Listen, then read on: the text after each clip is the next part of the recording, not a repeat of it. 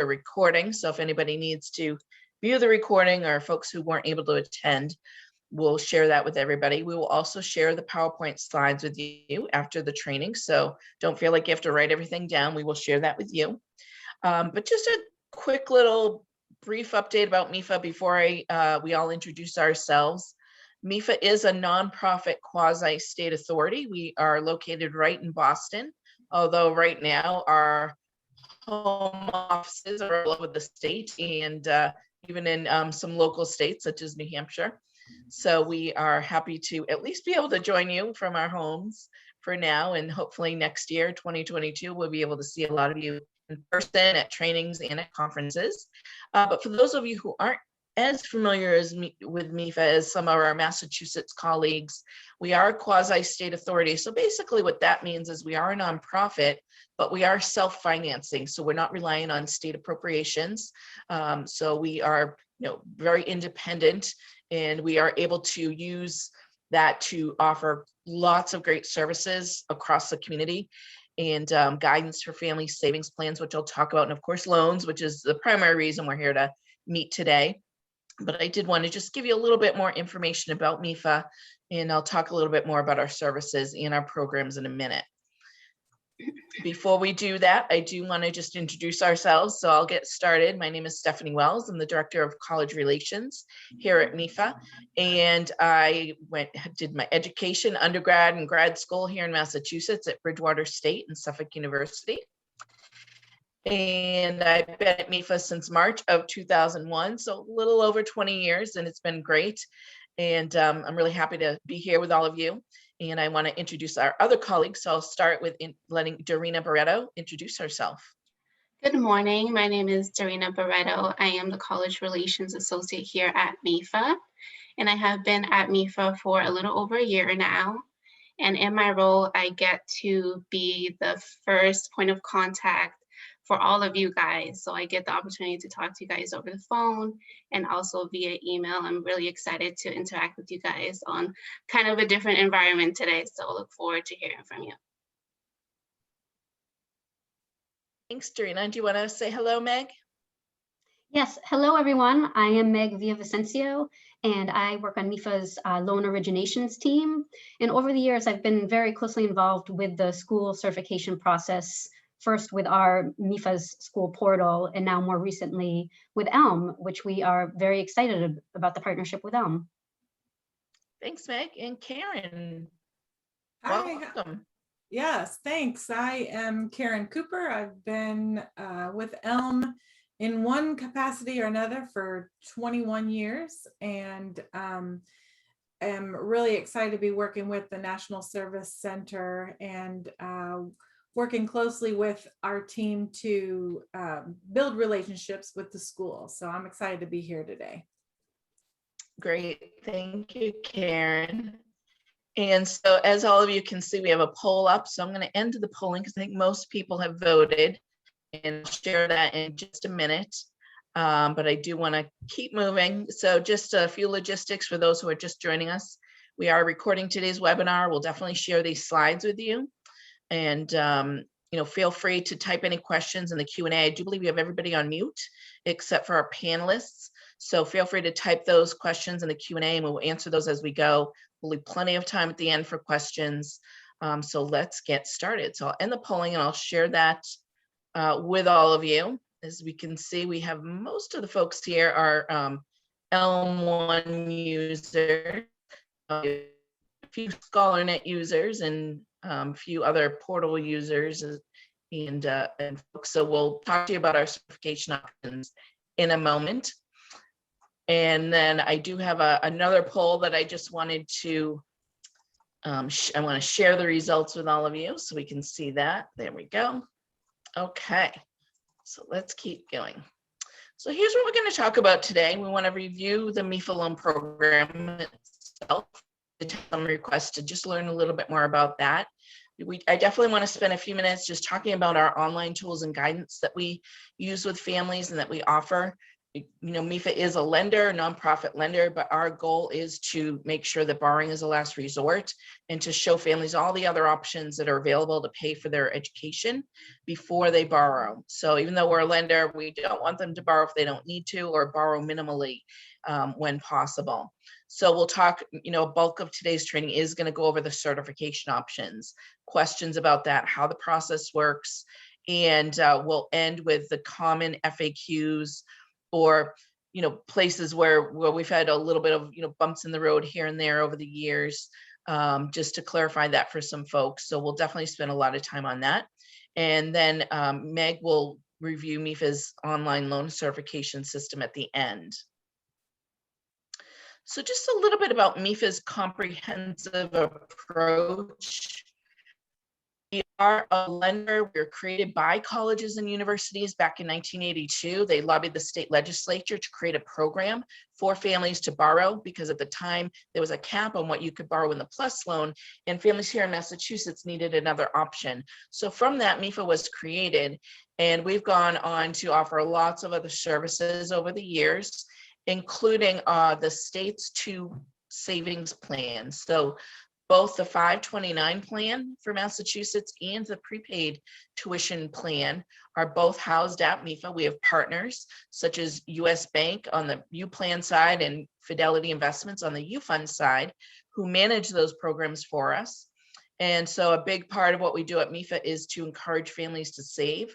We know that it's best to get families early. We actually launched a great program in last year with the state treasurer's office to offer a program called Baby Steps, where everybody in the state who has a baby is going to get $50 seed money towards their U Fund college investing plan. So that's a new program for us.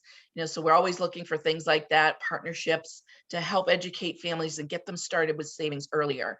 And also to, bust up those myths that if you save for college, you're not going to get financial aid. I'm sure a lot of you have heard those myths before, and we're always trying to combat that and educate families.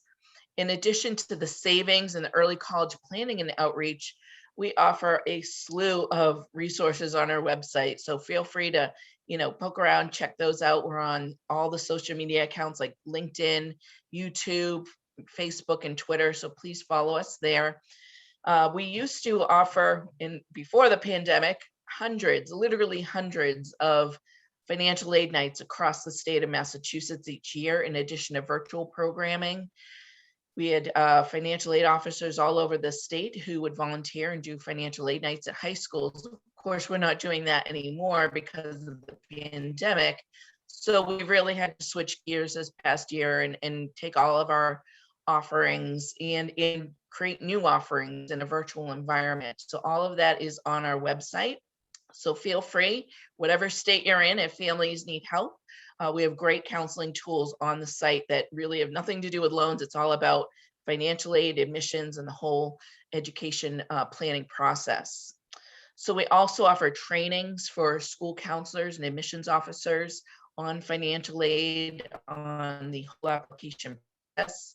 And folks who work at high schools here in Massachusetts can even get professional development points through our training programs. So I know I'm talking a little bit, some of these things we're offering here in Massachusetts, but really our support in loan programs are available nationwide. So in 2019, we did go national as a lender. So anybody in any state at any nonprofit college in the country can use a MEFA loan. We are housed on credible.com, which is where those of you who are out of state, you may have started doing your first MEFA loans the past couple of years, and you probably said to yourself, well, who's MEFA? I've never heard of MEFA. And we're very well known, obviously, in the Northeast community, where a lot of our loans are and meeting all kinds of folks all over the country this past 2 years. And it's been really fun for us to kind of branch out and see new people, as well as, collaborate with our longstanding colleagues here in Massachusetts. So it's been a really interesting year or two since we went national in 2019. And of course, our main flagship program is the MEFA Loan. So I'll talk about that in a second as far as the rates and things go. But it is a really critical piece of the puzzle. As many of you know, when it comes to private lending, families need help financing that gap. Most families are going to need to borrow in some way, shape, or form. And our goal is to make sure that they're doing it in a responsible way, that, you know, having those kitchen table conversations, and we're helping families get through that process. So I'll talk a little bit about some of the services we offer for families and demo some of those tools. In addition to low-cost undergraduate and graduate loans, we also offer a refinancing program called the MEFA Refi, or Education Refinancing Loan. And that is available in variable and fixed interest rates. Borrowers do need to be in repayment for a year after they graduate before they can refinance. Parents can refinance. It is a program where you can refinance federal and private loans, although we do caution borrowers, if you're refinancing, to be careful about refinancing those federal loans. We're giving, you know, pop-up messages and warning signs all throughout the whole process that they could lose federal benefits. So we do want borrowers to be aware of that. But if they choose to, particularly a parent who might want to refinance a PLUS loan at a higher rate and, you know, lock in a lower rate through MEFA, they can do that. And also throughout this whole process, we're always guiding families, make sure that they take advantage of their federal benefits in their federal student loans first before borrowing through MEFA. We want them to maximize their financial aid. We're encouraging them to apply for financial aid. They don't have to apply for financial aid to get a MEFA loan, but we know that that's the best thing for them to do. So we are very much in favor of trying to give families, you know, really sound advice on the whole process. So I'll talk just a little bit about the MEFA loan, and I know we have a few folks who are just joining us, so I do want to just say hello and let everybody know that we are recording today's webinar, and I just launched our second poll. So I will leave that out there for you all to just let us know how the weather is in your area. Here in Boston, I would say it's a light sweatshirt sort of day, but it is sunny, so we're happy about that. But please, you know, fill out the poll, let us know how the weather is in your neck of the woods. So just a little bit about MEFA loan, and I'll talk about the undergraduate loan. Primarily, that's, you know, where the bulk of our loans come from. We were really excited last year to offer even lower rates than the prior year. We're always trying to get our rates as low as possible. We typically come out with new rates in late May, mid-June timeframe, so we should be hearing about those rates soon. We are always trying to stay as competitive as possible with the PLUS loan, you know, to get our rates lower if possible. We don't have any fees on our loan, which we're really happy about. We got rid of fees a few years ago, but we do offer a fixed interest rate loan. We don't offer variable rate loans any longer.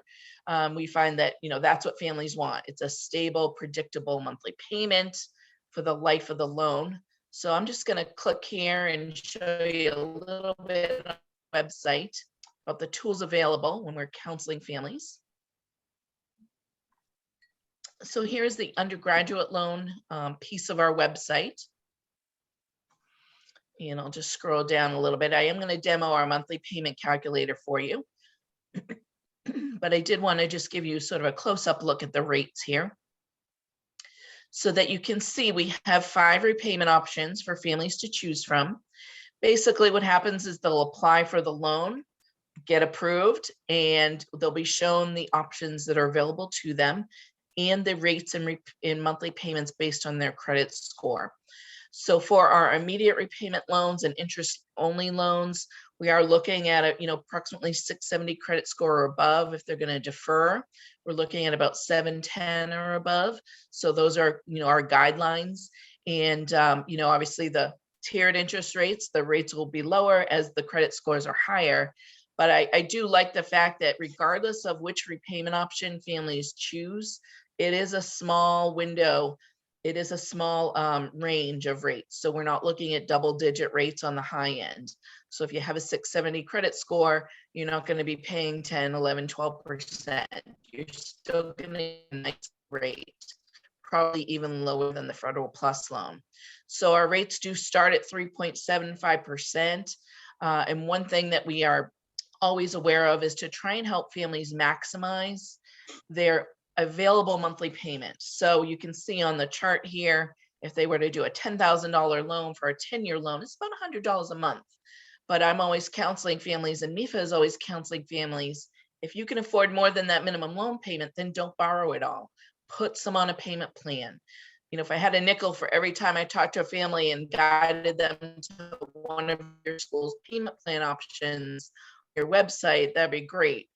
Because we do want them to maximize the payment plan, or, you know, put money in a savings account and pay out of pocket each semester and then borrow a little bit. So that is our philosophy, and that's how we counsel and guide families. And you can also see here, whenever you're, you know, talking to families, we have the details of the loan. The minimum loan for a public school is $1,500, for a private school it's $2,000.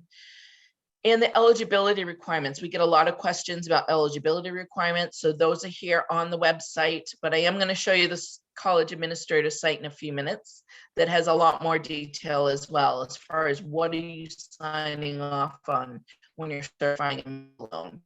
And of course, we have information about repayment here, how to apply for a MEFA loan. And one thing I also wanted to show you, just so you can see everything that's here, is our disclosure statements are right there, up front and center. So we want families to see the fine print, to understand what is that total cost of the loan. It's an important number. We don't want to hide that. We want that to be nice and upfront for families to view. So, okay, I'm just looking at the poll real quick, and it looks like most of us are, you know, in a light coat, sweatshirt sort of day. I feel bad for the one person who has a winter coat weather here, so I'll share these results real quick so you all can see them, and I will keep going. Okay, so let's see here. So I do want to show you real quick into the poll here. I want to demo our MEFA Loan student loan payment calculator. We use this when we're on the phone with families, if we can get them to hop on a computer real quick. This is a really critical piece of our counseling. And so I'm just going to just show you real quick how this works. You know, I know that many lenders have monthly payment calculators. It's really important, we'll pretend it's a freshman, for families to be able to run the numbers and calculate scenarios before they borrow. We do want them to, you know, try and maximize that monthly payment. So if I put in good, I'll just put the middle of the road there and calculate that. If somebody has good credit, you can see our range of interest rates, 4.75 to 5.5, depending, and this is, you know, right in the middle. So this is where, you know, a lot of people are falling kind of right in the middle. One thing I really do like about the payment calculator, if you look at the third row here, is it shows families that total cost of the loan. So the worst case scenario, so to speak, the big scary number, I call it, like you would see on a mortgage statement. And that is if they make the minimum payments for the life of the loan. So we tell families, okay, if you can borrow, you know, pay more than $200 a month, then borrow less. But of course, when the student graduates, maybe start making double payments or putting larger lump sums down to bring that total cost down, shorten the term of the repayment, and, you know, lower the total amount of interest. And then they can apply from here as well, print the results, run different scenarios. If they want to, you know, 15,000 versus 20,000, you know, they can do that as well. We'll just put that in there real quick just so you can see. So feel free to use this while you're counseling families if they need a little support, or just send them our way and we can counsel them and, you know, walk them through. I just really wanted everybody to see how we counsel families so that you can feel comfortable knowing that if MEFA is on your lender list, or if you're, you know, referring families to multiple lenders and MEFA is on that list, that, you know, they're getting good service and really good guidance on what they're doing as far as borrowing.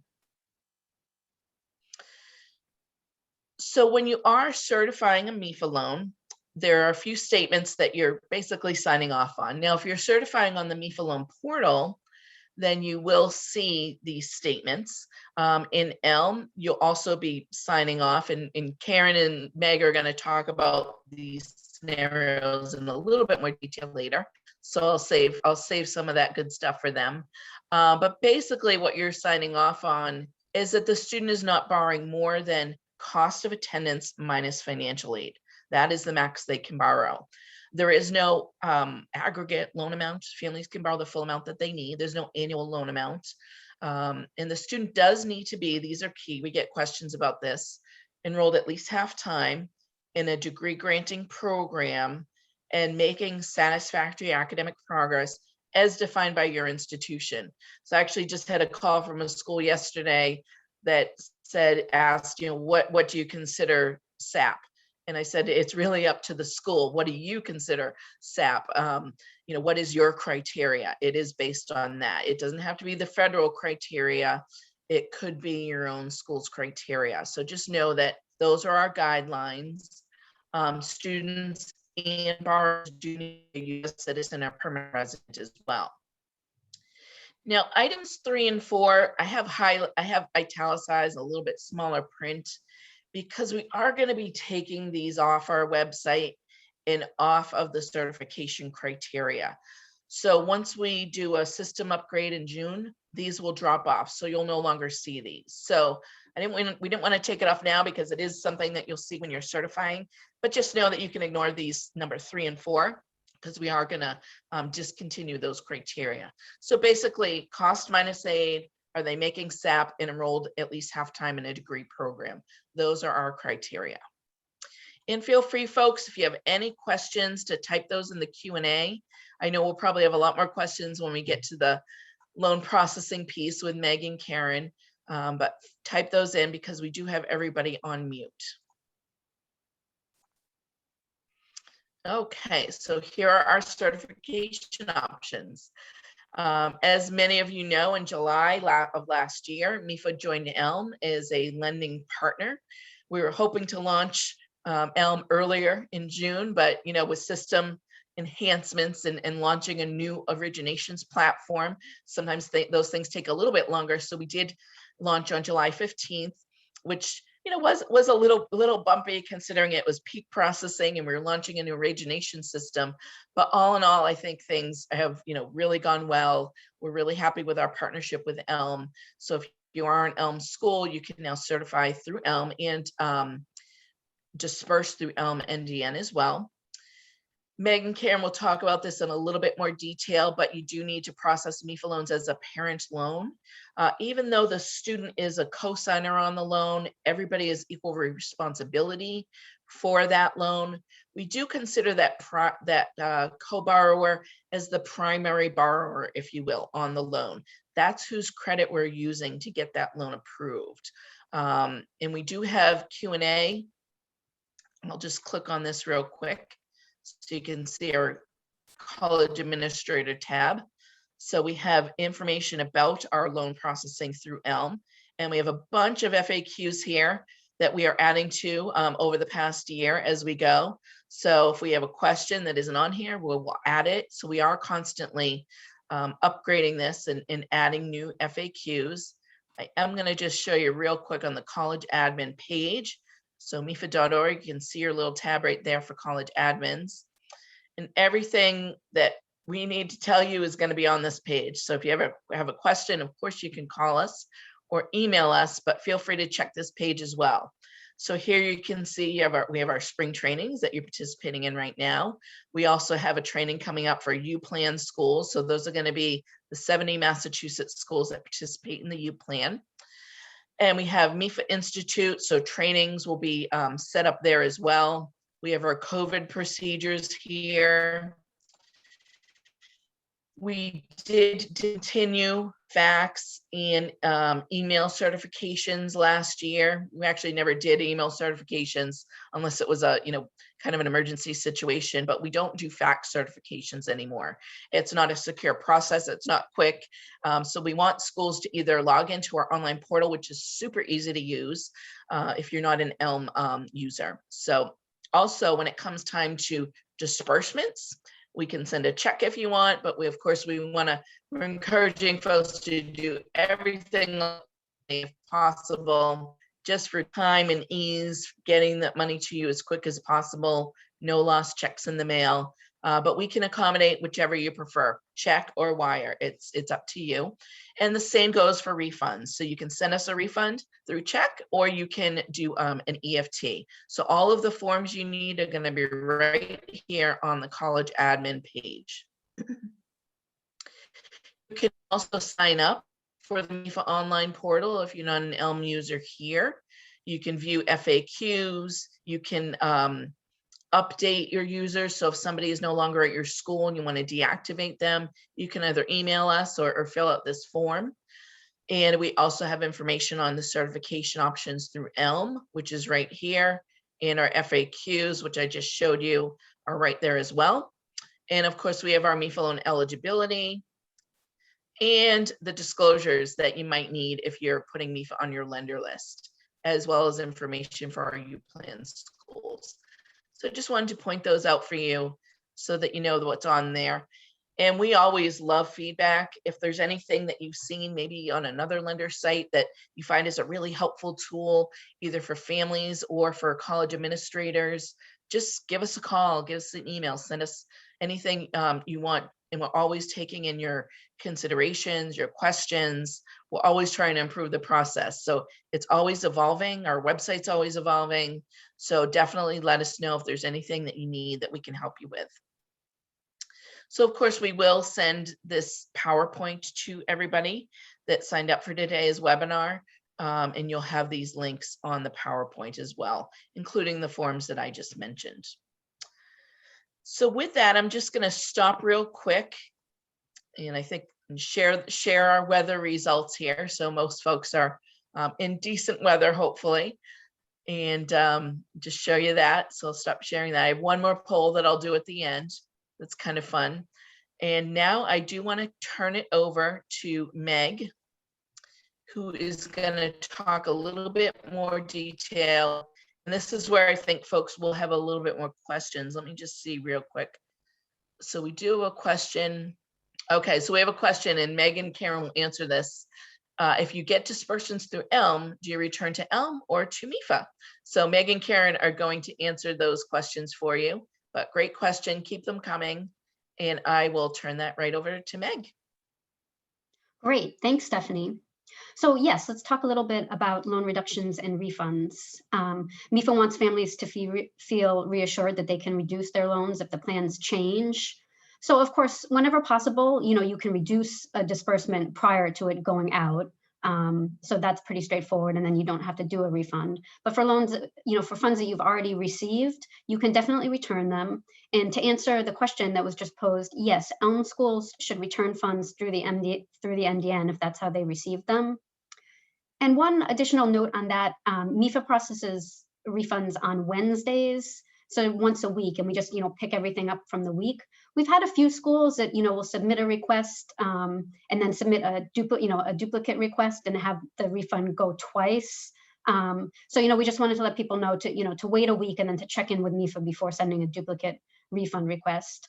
But other than that, returning funds through the NDN should be pretty straightforward, as you do with other lenders. And then if you receive the funds directly from MEFA, either EFT or by paper check, you would need to return the funds directly to MEFA. So you can send a paper check, and we have the address at the bottom here. We also encourage schools to send the money back electronically, just for ease of getting it quickly. The question has come up, if you want to participate in the electronic refund process, how does that work? Will we pull the money out of your account, or how does that work? And basically, when we set you up for electronic refunds, we would give you our bank information, and you would push the refund to us along with the transmittal, so we know what student the refund should be applied to. So we would never pull money from your account. So that's how the refunds work. Stephanie, I don't know if I have the ability to forward the PowerPoint. I can do it for you. Perfect, thank you. We do have a question, Meg. Okay. Okay, I can answer this one. We use Scalanet for our other private loans, but haven't seen our previous MEFA loans on there. So will it be available this year? And do we have to let you know that we prefer Scalanet? So thank you, Alicia, for that question. We are not live with Scalanet, and we don't anticipate going live with Scalanet for this, peak processing season. It is something that we've heard from schools, nationwide, that they'd like us to process through Scalanet. As I mentioned, we just started processing with ELM last year, and that was, over 80% of our loans are now processed through ELM. But we do know that, other schools nationwide would like us to process through Scalanet. So we have had conversations with Scalanet. It is something we're looking at. But I don't have a firm answer of whether we will use Scalanet or when. I can tell you that right now we don't process through Scalanet, and we don't have plans to implement that during the summer peak processing season. We implemented ELM during peak processing season, and so we definitely don't want to do that, if we do go forward with Scalanet, but we will definitely, if we do decide to move to Scalanet as one of the options, we will let all the Scalanet schools know. There'll be a formal process in place for that, to communicate that. But we do invite our Scalanet schools to process on the MEFA online platform, and Meg will demo that later, or just show you some screenshots of it. And we can also set up one-on-one trainings for that. And it is easy to use. We know that it's kind of a pain to go on another platform to certify loans, which was the process before we went with ELM as well. So we have heard, yes, we know that schools want to use Scalanet, but we're not quite there yet. But thank you for that question. And feel free to keep typing in those questions, folks, and I'll just turn it back over to Meg. Thanks, Steph. So the next couple things are just kind of general questions that we receive a lot, so we thought it would be good to cover. So the first one, can MEFA loans be used for a past due balance? We get that a lot.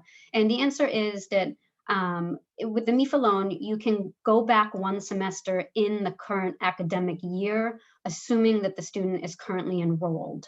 So, if it's spring 2021 and the student has a balance from fall 2020, that would be okay, assuming that the student's still enrolled. So then we also get the question often, particularly at this time of year, it's coming up a lot, can MEFA loans be used for summer enrollment?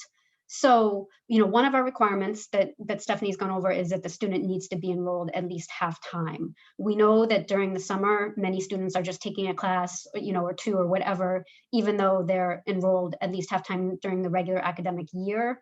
And as long as they are enrolled at least half time during the regular academic year, it's okay that they're less than half time in the summer. So what MEFA, you'll have to, when you certify both in ELM and in the MEFA portal, there'll be, you'll have to select, full-time, half-time, less than half-time. If it's a summer loan, you should certify it for what the student is, their enrollment status during the regular academic year, and that will just flow through. In ELM, if you certify it for Great, less Meg, than I just wanted to, yeah, sorry, go I ahead. didn't mean to interrupt, but I just want to add a quick note about the past due balances. When you're certifying for a past due balance, you do need to, make sure that the loan is dispersing within the loan period. So if the loan is for, let's say, last fall, and you're certifying it now, you'd have to certify, September to May, so that we can disperse in May. So just keep that in mind, that whatever your certification period is, the loan has to disperse within the certified loan period. Sorry to interrupt, Meg, keep going. No, not at all. That was important. So thanks for adding that in, Steph. Right. So summer enrollment, I think we covered it. The one thing, if you certify for less than half time in ELM, it will hit a, review rule on our side. So we'd reach out to you, and ask you if this is summer, a summer loan, go back into ELM and certify based on the enrollment for the regular academic year. And one other thing to add to that, Meg, correct me if I'm wrong, but if we see that it's clearly a loan period that they've certified for summer, let's say May to August, we will just override that error on our end, correct? Well, we decided that we would have the schools go back and update it in ELM, because as part of our requirement, we don't want to override something if the school said they're less than half time. We want the school to go ahead and based on our instructions about, do it for the regular enrollment during the regular academic year. Okay, great. Sorry to confuse the message there. No, it's important. Yeah, because we don't, the less loans that get held up, obviously, the better. So if anyone Okay. has any, questions about that, certainly type them in and we can answer them. Great, thank you. Keep going. Yeah. So then the next few things are related to ELM. And this is one that Stephanie mentioned, and I think we should take a little more time to talk about it. Should the MEFA loans be processed as a parent sponsor loans or as student loans? And as Stephanie mentioned, the primary borrower for billing purposes on the MEFA loan is someone other than the student. So when we went live with this, particularly schools, that certify by file, if they put the student information in the borrower spot, these loans were getting held up on our end and required manual intervention to get them through. So I think I'll ask Karen if she has anything to add from an ELM, platform perspective as to how these should be processed. Let me unmute myself. So yeah, the parent sponsor loans, if you're certifying on ELM, it's not going to be an issue because that information will stay in there and the borrower will remain the borrower, the student will remain the student. But if you do have a financial aid system that you are processing loans on, I would recommend that there's usually a box that you check that says, is the student the borrower, or you uncheck it if the student is not the borrower. And then some systems allow you to put that extra information in there. Some will pull the parent information, even though they're not the borrower. If your system is one that pulls the parent information that even though they're not the borrower, I would recommend, and a lot of schools find it easier to just certify those on ELM itself rather than sending a file for those. If those files do go through, however, I believe MEFA does have a way to provide a workaround, but it does cause processing delays, of course, because there is manual intervention that has to go into it. So if your system won't send a separate person as the borrower, I always recommend go ahead and just log into ELM, do that certification just for those few loans or those MEFA loans that are out there, and those will go through smoothly on that. Thanks, Karen. That's really helpful because this was an issue when we first went live, and there were a lot of them getting caught up every day, which, as Karen said, we have a way of switching them, but it does take some time and causes processing delays. So again, any more questions about this, please type them in and we'll address that. Mm-hmm. So the next bullet point, can a school use $0 for the estimated financial aid amount? So as Steph has talked about, MEFA requires cost of attendance and estimated aid. When we first went live with ELM, we became aware that when a school is certifying by file, if they put 0 for estimated aid, it wasn't really clear when it came across to us if it was actually 0 or blank. So some of you, we came up with a process to reach out to the schools by email to confirm the estimated aid amount, but it also, caused some delays. So ELM is planning to put something in place so that whether a school is certifying by file or in the platform, it's already a required field, but it will be by file also. So this. Yeah, if I can just clarify, sorry, Meg, the 0 issue that we had earlier in the year was actually because they couldn't enter 0 on ELM. If it came through in a file, the 0, it did show up as long as the financial aid or the cost of attendance was in there, the 0 was truly a 0. But now we have schools that it isn't required. And that kind of goes into that third bullet point too. If I can go ahead and cover that too. So as of hopefully in the next few weeks, you will see if you are sending a file for MEFA that does not include the cost of attendance and financial aid amount, if it's blank, it'll get rejected. If it's a 0, it won't get rejected. But it'll end up in the exception queue, and then you can go in and fix it.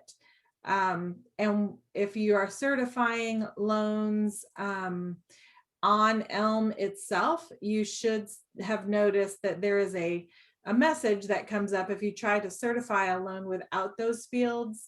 it will give you an error, and then you have to go in and fill those out too. So right now that only exists in the entering of the information, but shortly it will also reject it if the file doesn't include it. And we think that'll just make it a little smoother for everybody, because then that initial information will be provided to MEFA right away, and you don't experience those next week delays, or next few day delays. You can just go in and fix it right away. So great. Thanks very much, Karen, for explaining that. And we agree. Again, a lot of schools, you may have received these emails last summer. So it's great that we have these enhancements, and this should pretty much go away. mm-hmm. So the final bullet point, this is an important one because I think it's a little different for MEFA than other lenders. Post-disbursement changes. So once a MEFA loan is fully dispersed, it's transferred to our servicing system, and MEFA is unable to make any changes to a fully dispersed loan because it would cause issues on the servicing system. So this includes, if you send a refund back and the loan is fully dispersed and you request a reissue for a later date, we're not able to process that. Once we get the refund back, that's closed, that loan is closed. And if the family needed the funds back or needed additional funds, they'd need to do a new application. So the same situation if a loan wasn't, say, certified for the full amount that the borrower applied for, and then it's fully dispersed and something changes in the student's budget, we're not able to add a disbursement, even if there is that room to a fully dispersed loan. So that's definitely something we just wanted to point out. And again, any questions, type them in. Great, thank you.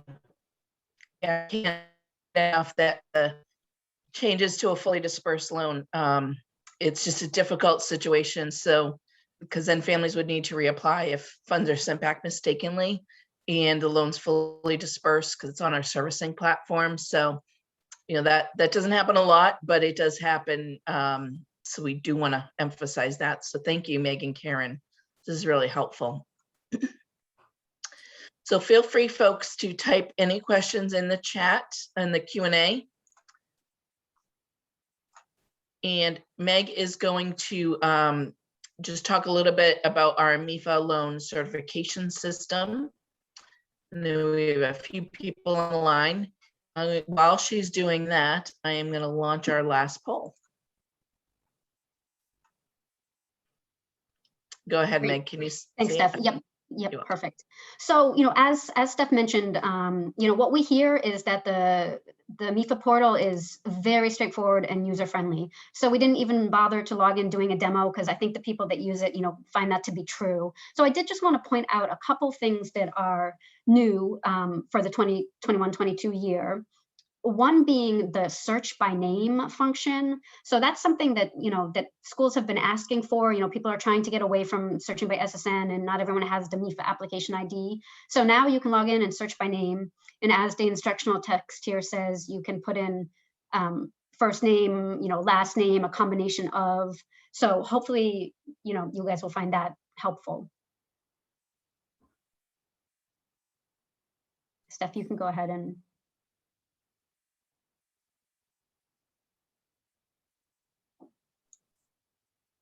Can you see the new screen yet? Perfect. Okay, there's usually a little bit of a delay. Yeah, perfect. So this, again, people who use the portal, you're used to this screen. This is the certify loans list. So schools can decide to certify right from this list, or when you click on the name, which will be the next screen, we'll look at the loan detail. So this is pretty much how it's, how it's been. We did add a couple of changes that you'll see. The cancel button is actually a button that says cancel now instead of a little red box with an X in it, which we got some questions that was confusing. And then the only other new thing to the portal, which you'll see here, is that now the enrollment status, as we talked about, is required in the portal, just like it's required in ELM. And other than that, as you're used to here, you can put in a loan period, and disbursement dates and apply it to multiple loans at once. Or, as has always been the case, if you click on the name here, it'll bring us to our next slide, which is the loan detail.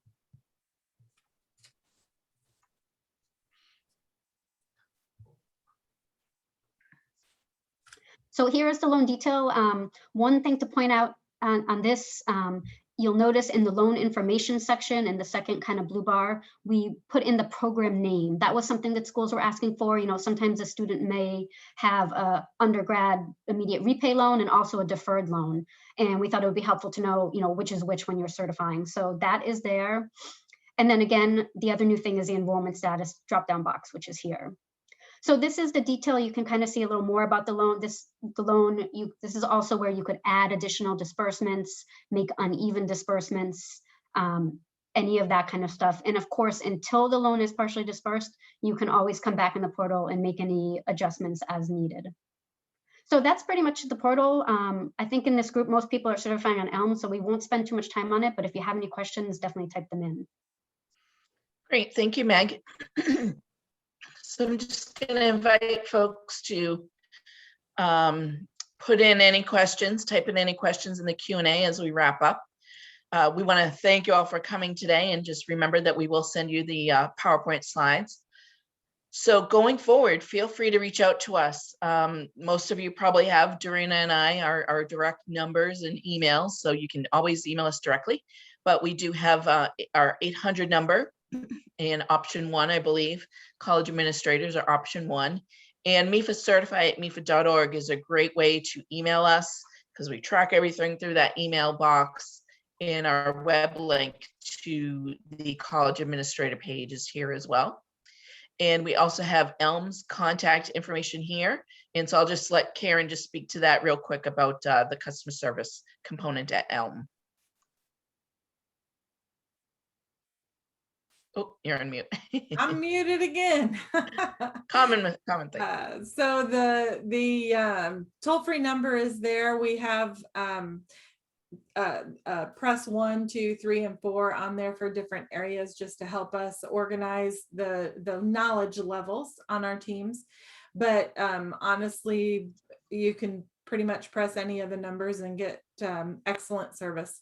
The nsc@elmresources.com is the perfect email to reach out to us at, since in case one of us is on vacation or in meetings, something like that, somebody is always going to pick up that email. We do also have chat, so you can reach out to our team on chat as well.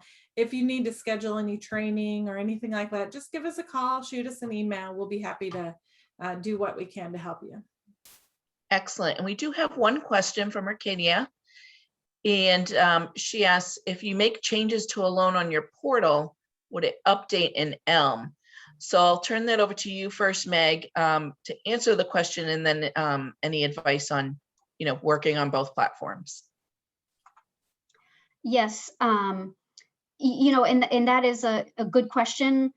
And before I give that information, then when we first went live, there was some question, you know, we had to put in a process to get loans that were certified in the portal updated on ELM. I'm not sure if that is running automatically now, or there is still some, you know, intervention, like a job that has to be run. So if you don't mind, I'd like to take that one back, and we could certainly send up a follow-up with exactly how that would work. But in general, we sort of ask schools to either, you know, certify in ELM or certify in the portal, because we have had some, you know, some issues if you're doing one thing there, you know, it can get a little confusing. I'm not sure if that helps, but we can definitely get more information on that. Thank you, Meg. Thank you. Yep. So Arcadia said thank you. So I think that helps.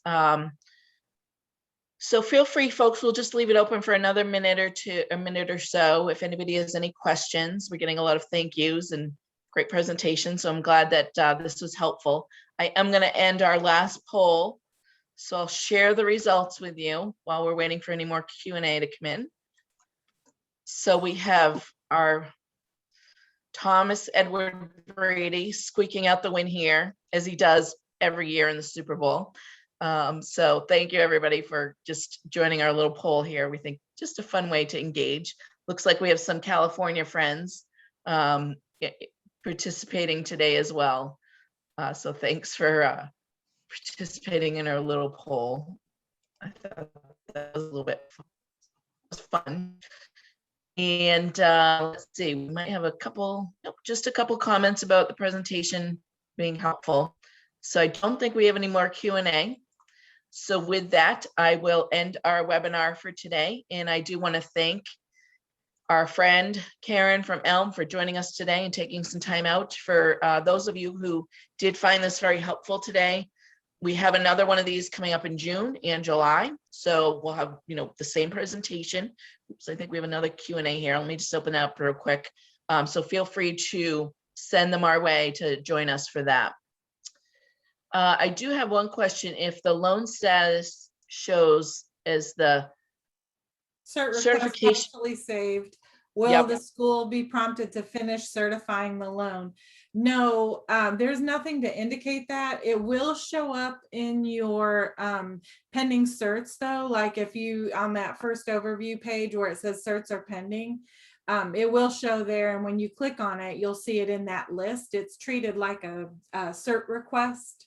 And you can filter for that status as well, but there's nothing like proactive that's going to say, hey, you've got one sitting out here. But if you would like, we can teach you how to use your reports to do that. So just reach out to the ELM Service Center and we can help you with that. Excellent. Thank you, Karen. Okay, I don't see any other questions in the chat.